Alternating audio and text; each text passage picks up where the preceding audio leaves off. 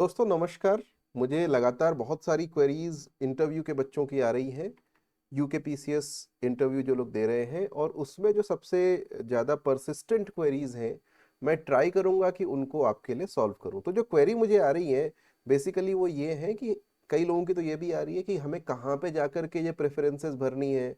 फिर ये है कि प्रेफरेंसेस तो सर भर ली है, अब हमें वो जो फॉर्म्स बोले हुए हैं, वो चेकलिस्ट आप दिखा रहे थे, वो कहाँ मिलेगी। तो ये सारी चीज़ें मैं आपको यहाँ पे दिखाने वाला हूँ वेबसाइट में। बहुत ही शॉर्ट वीडियो होगा। बहुत सारे लोगों को इसकी ज़रूरत नहीं होगी, लेकिन जिनको ज़रूरत होगी वो इसको देख सकते हैं कि कहाँ से आपको ये सब चीज़ें मिलेंगी। सबसे पहले तो जो लिंक है वो है psc.uk.gov.in। यहाँ पे आपको जाना है, उत्तराखंड पीसीएस की वेबसाइट है। सबसे ऊपर आपको डॉक्टर रवि दत्त गोदियाल जी का फोटो मिलेगा, यहाँ पे क्लिक कीजिए, हट जाएगा।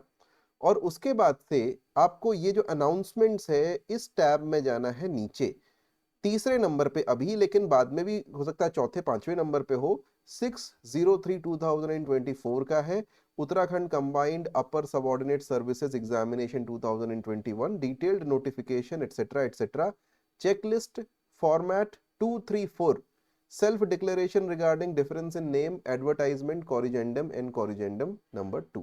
तो इसको आपको क्लिक करना है। जैसे ही आप इसको क्लिक करोगे ये अपने आप आगे बढ़ जाएगा। आप देखेंगे एक दूसरी वेबसाइट पे जाकर के ये मिलेगा, वो वेबसाइट अभी आपके सामने आएगी। तो ये दूसरी वेबसाइट आ गई। यहाँ पे आपको जो लिंक मिल रहा है psc.uk.gov.in कैंडिडेट कॉर्नर रिक्रूटमेंट, इस पेज पे जब आप आओगे, इसमें फिर देखो एडवर्टाइजमेंट नंबर लिखा हुआ है। यहाँ पे आपको क्या देखना है, उत्तराखंड कंबाइंड स्टेट अपर सबऑर्डिनेट सर्विसेज एग्जाम 2021। ये 2021 का एग्जाम है। अब देखो ध्यान देना, यहाँ पे एक एक चीज, कई सारी चीजें हैं ना। Detailed notification, online preference and document verification program, तो उससे रिलेटेड क्या क्या करना है नहीं करना है, ये डिटेल्ड नोटिफिकेशन आपका आ गया। इसे आप खोल लेंगे अगर, तो आपको इसमें सारी चीजें जो जो कही गई है ना कि क्या आपका शेड्यूल है, वो चीजें सारी पता चल जाएंगी। उसके अंदर आपको क्या क्या चीजें लेकर के आनी है, देखो 2 सेट लाना है, स्व प्रमाणित लाना है। स्व प्रमाणित मतलब सेल्फ अटेस्टेड लाना है। ठीक है, क्या क्या चाहिए, चेकलिस्ट के अनुसार अनिवार्य शैक्षिक अर्हता, एक चेकलिस्ट होगी, उसके हिसाब से जो कुछ भी आपकी रिक्वायरमेंट्स है जो आप फुलफिल करते हैं, वो अधिमानी अर्हता यानी जिसमें जिसके बेसिस पे आपको प्रेफरेंस दिया जाए, आरक्षण हेतु प्रमाण पत्र आदि अभिलेख, वो चेकलिस्ट में होंगे। अभी मैं आपको दिखाऊंगा। 2 सेट लेने हैं उनकी फोटोकॉपी, ओरिजिनल तो लेना ही लेना है, साथ में 2 फोटोकॉपी भी ले आना। ठीक है, तो 2 सेट के साथ नियत तिथि और समय पर आयोग में व्यक्तिगत रूप से उपस्थित, पर्सनली जाना है, ऐसे भेजना नहीं है। ठीक है, तो इसलिए अगर आपको 9:30 का टाइम है, सुबह 9 बजे पहुंच जाना, 1:30 का टाइम है तो दिन में 1 बजे पहुंच जाना। और उसके बाद से आपको वहां पे क्या क्या चीजें देनी है, नंबर 1 ऑनलाइन एप्लीकेशन फॉर्म, जो कि अभी आप प्रेफरेंसेस जिसमें भरेंगे। ठीक है, विस्तृत आवेदन पत्र, प्रपत्र संख्या 2, ये क्या चीज है अभी दिखाता हूं आपको, प्रमाणीकरण प्रपत्रक या अटेस्टेशन फॉर्म प्रपत्र संख्या 3, देशना पत्रक इंडेक्स कार्ड नंबर 4, चेकलिस्ट, नाम में भिन्नता के संबंध में स्व घोषणा, ये उसके लिए है जिसका नाम उसके डॉक्यूमेंट से अलग है, नहीं है तो उसकी रिक्वायरमेंट नहीं है। और पासपोर्ट साइज के 2 नवीनतम स्व प्रमाणित फोटोग्राफ, तो अभी आप फोटो खिंचवा लीजिए बढ़िया से जाकर के, और पासपोर्ट साइज के 2 फोटोग्राफ लेकर के वहां पे चले जाएंगे। जो लोग पर्सनली वहां अपीयर नहीं होंगे उनका इंटरव्यू नहीं होगा, और आपका मोबाइल फोन कैमरा वगैरह बाहर ही रख लिया जाएगा। तो ये सब चीजें ध्यान में रख करके आपको जानी है। तो ये हो गया पहला डिटेल नोटिफिकेशन। दूसरा जो इसमें लिंक है वो है चेकलिस्ट का लिंक। यहाँ पे आप देखोगे तो आपको एक चेकलिस्ट डाउनलोड हो जाएगी, और वो चेकलिस्ट फिर आपको देखनी है कि उसमें कौन कौन से डॉक्यूमेंट्स हैं। उन डॉक्यूमेंट्स के आधार पे आपको अपनी चीजें भरनी है। तो ये चेकलिस्ट यहाँ पे खुल गई है, सबको दिखाई दे रही है। उत्तराखंड सम्मिलित राज्य सिविल प्रवर अधीनस्थ परीक्षा 2021 चेकलिस्ट। अब चेकलिस्ट का काम क्या है, चेकलिस्ट का काम सिर्फ इतना है कि कोई भी डॉक्यूमेंट जो आपसे रिक्वायर्ड है वो छूट ना जाए। ठीक है, it is a for your safety purpose, ये बवाल नहीं है, आपके सेफ्टी पर्पज के लिए। तो यहाँ पे आपने रोल नंबर लिखना है, उसके बाद से जो जो डॉक्यूमेंट आपके पास है यहाँ पे संलग्न है अथवा नहीं है तो वो लिख देना है। ठीक है, तो है या फिर टिक, जो भी करना है या नहीं है, जो भी लिखना है यहाँ पे लिख दे।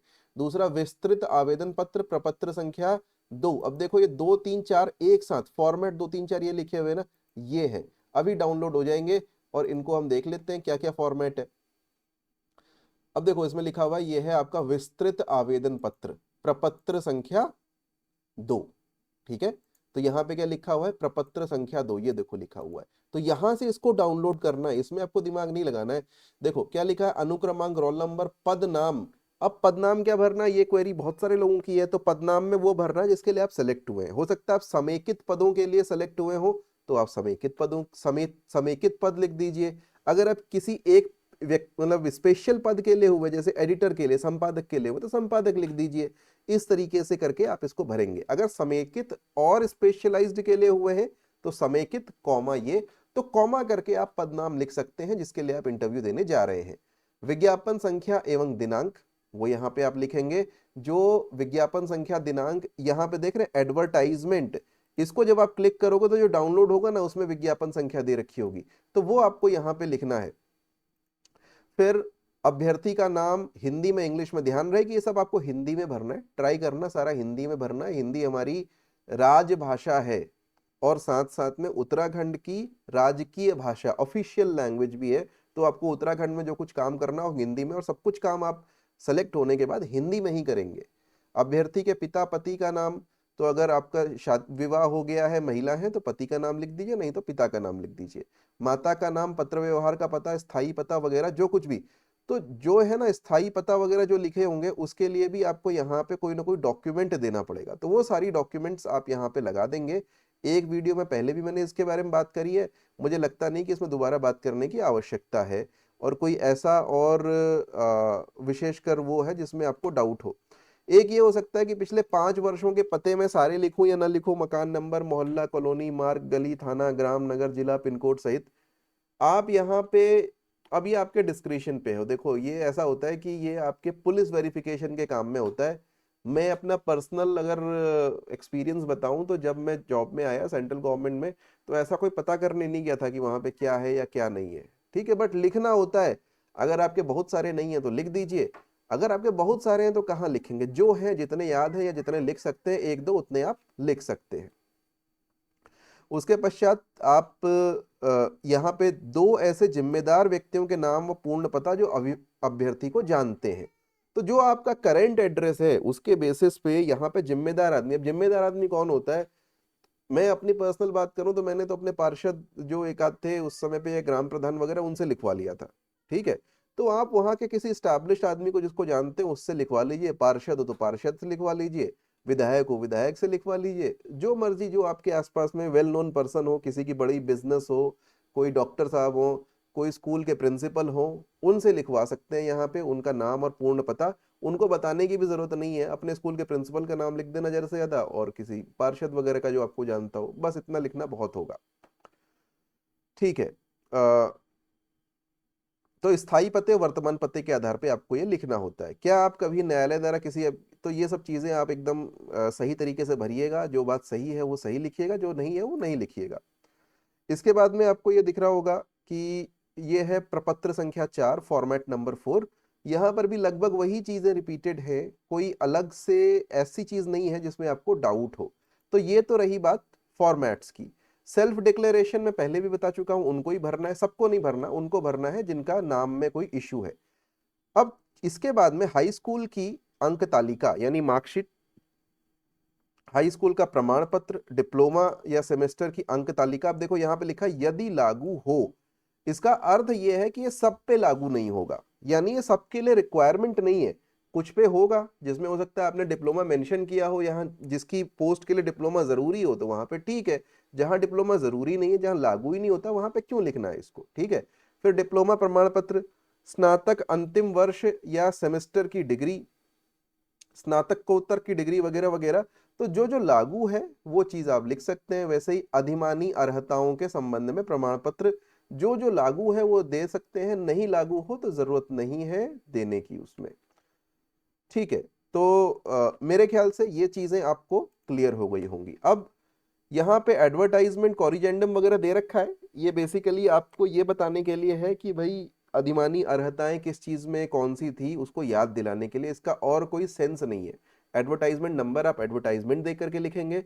वैसे ही अधिमानी अर्हता किसकी कहाँ थी वो भी आपको एडवर्टाइजमेंट में दिखेगी, अलग से आपको अपने दिमाग से तो नहीं बना सकते ना, तो उसको वहीं से देख करके लिखेंगे, उसमें अपना अलग से कुछ सोचना नहीं है। तो इसलिए इसका पर्पस यहाँ पे देने का सिर्फ इतना ही है। इसके अलावा अब ये प्रेफरेंस आप भरेंगे कहाँ, तो देखिए एक बार मैं आपको एडवर्टीजमेंट दिखा देता हूं। तो एडवर्टीजमेंट ये रहा, एडवर्टीजमेंट में ये रही विज्ञापन संख्या, एडवर्टीजमेंट नंबर। इसमें जो अर्हताएं और अधिमानी अर्हताएं है ना, ये देखो यहाँ पे आपको दिखेगी अधिमानी अर्हता। इसमें प्रेफरेंस दिया जाएगा, प्रादेशिक सेना में आपने 2 वर्ष तक सेवा की हो, राष्ट्रीय क्रेडिट कोर का बी प्रमाण पत्र प्राप्त किया हो, ठीक है, तो अगर जिसकी है वो भर देगा, जिसकी नहीं है वो नहीं भरेगा, इसमें कोई अलग से नहीं है। या फिर परास्नातक चाहिए उप शिक्षा अधिकारी में, तो ठीक है, अगर परास्नातक है तो आप भर सकते हैं, नहीं तो कोई बात नहीं है। तो ये चीजें हैं। अच्छा, लास्ट में जो मैं बता रहा था कि आपको लिंक कहाँ भरना, तो यहाँ पे क्लिक हियर लिखा है बड़ा बड़ा लाल रंग में, इसको आपने क्लिक कर देना है, इसीलिए लिखा है क्लिक हियर। तो आप एक नई वेबसाइट पे चले जाएंगे, वो वेबसाइट ही अलग होगी, वो ये psc.uk.gov.in नहीं होगी, एक नई वेबसाइट खुलेगी, उस वेबसाइट पे जा करके आपको ये भरना है। यहाँ पे आप देख पा रहे होंगे ukpsc.net.in। थोड़ा समय लग सकता है खुलने में, जैसे मेरा लगा। खुल जाए तो अगेन आपको ढूंढना है कि वो 2021 वाला एग्जाम का है। देखो यहाँ पे लिखा हुआ है online preference selection module window for combined state civil subordinate services exam 2021। ये 7 को खुला है, 22 तक है। अगेन दोबारा बता रहा हूँ, इसमें जल्दी नहीं होनी चाहिए, आपको आराम से भरना, कोई जल्दी नहीं है इसको भरने की, ठीक है। तो आपने सिंपली यहाँ पे क्लिक करना है, एक नई वेबसाइट खुलेगी, इससे भी ऊपर एक नई वेबसाइट खुलेगी, ठीक। उस वेबसाइट पे जाकर के अब देखो क्या खुल रहा है, app.ukpsc.net.in, इस तरीके से कुछ आगे है। यूपीसीएस 21 पोस्ट प्रेफरेंस V01 APM के 24 ऐसे करके लिखा हुआ है, यहाँ पे खुलेगा। 3 तरीके से लॉगिन कर सकते हो, ईमेल आईडी पासवर्ड अगर याद है तो ठीक है, नहीं तो application number date of birth से भी आप लॉगिन कर सकते हैं, या name father's name date of birth जो याद है वहां से लॉगिन करके आप अपनी प्रेफरेंस भर सकते हैं। होपफुली आपके सभी जो क्वेश्चंस होंगे इससे रिलेटेड उनका समाधान हो गया होगा। कोई फिर भी क्वेश्चन बचा हुआ हो तो feel free to send me that question, और मैं ट्राई करूंगा कि आपकी उस समस्या का भी समाधान हो। Bye bye, take care.